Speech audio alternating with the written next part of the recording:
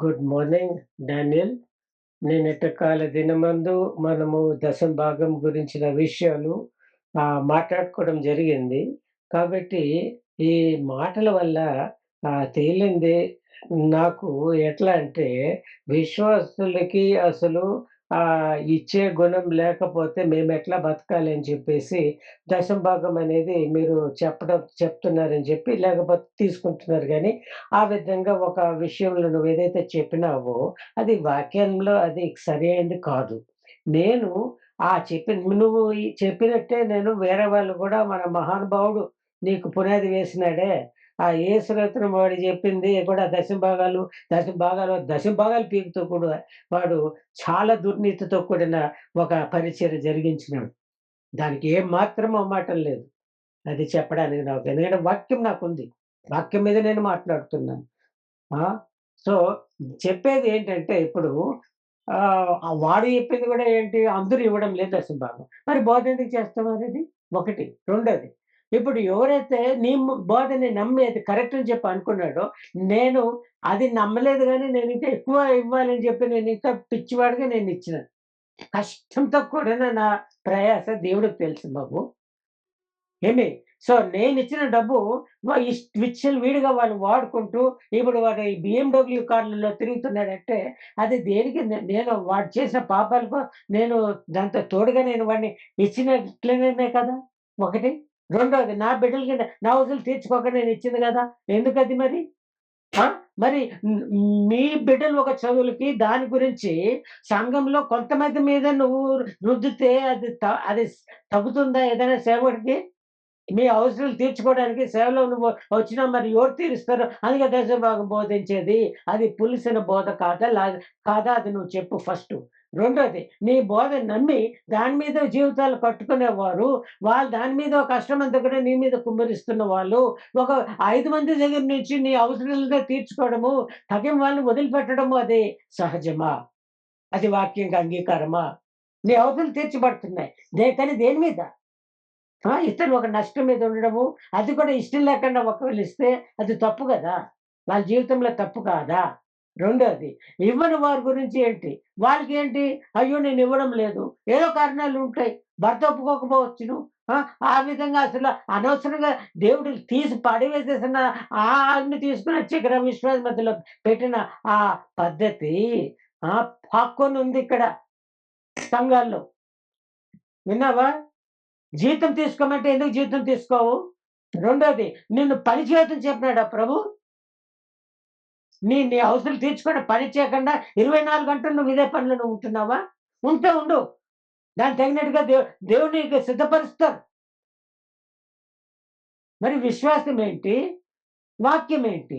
పునాది ఏంటి? దేని మీద మనం బతకాలి? ప్రభు మీదనే కదా! మరి వాక్యం మీద కదా! మరి జీతం ఇవ్వమని చెప్పి మరి ఎవరు అయితే నీ ద్వారా పరిచర్య ద్వారా మేలు పొందుకుంటున్నారో వాళ్ళతో నువ్వు చెప్పడము, అది దేవుడికి అంగీకారమైంది ఏంటి? మీ చేత కొద్దీ మీరు ఇయ్యండమ్మా అని చెప్పాలి. వాళ్ళు ఎంకరేజ్ చేయాలి. వస్తే వాళ్ళకి ఇంకా నూరంతులు రెట్లు వాళ్ళ అవసరాలు తీర్చబడతాయని చెప్పి బోధించి, వాళ్ళని ఒక స్థాయిలో ఇచ్చేవారుగా అది పరిచారకులు చేయవలసిన పని. కానీ ఇలాంటి బోధలతో దే దే ప్రభు ఇచ్చిన సంతానం దొంగిలించడము, అయ్యో! నేను ఇది ఇవ్వలేదు కాబట్టి నాకు ఈ అపాయం జరిగింది. అలాంటి ఎంతమంది సాక్ష్యాలు నేను విన్నానో, మర్చిపోయినా నేను. అది తప్పు గదా! విశ్వాసంలో అలాంటిది నాటడము.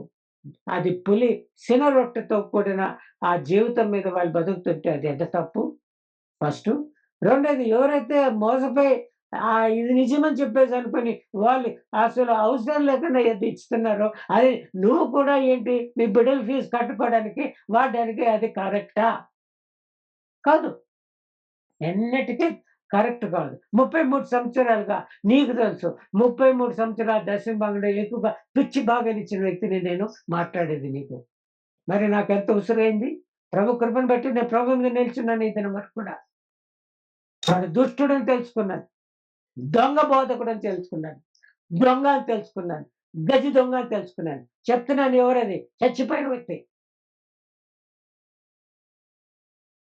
నువ్వు కాదంటావా చెప్పు నాకు. సో, బాబు వాడిని వదిలిపెడతాము. నా రోషం వదిలిపెడతాం. వాక్యం ఏం చెప్తాంది. మనం ఎట్లా బతకాలి? ఆ!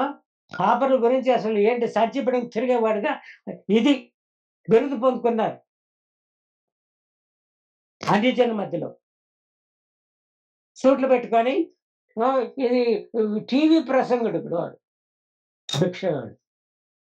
ఉచితంగా పొందింది ఉచితంగా ఇవ్వమని చెప్పిన ఆ విషయాలు మర్చిపోయి, ఉచితంగా సేవ చేయాలని చెప్పి మర్చిపెట్టిపోయి, సంఘస్థులను ఒక ఏటీఎంలుగా మార్చుకున్న వారు, అసలు సేవ చేయడానికి అసలు యోగులా?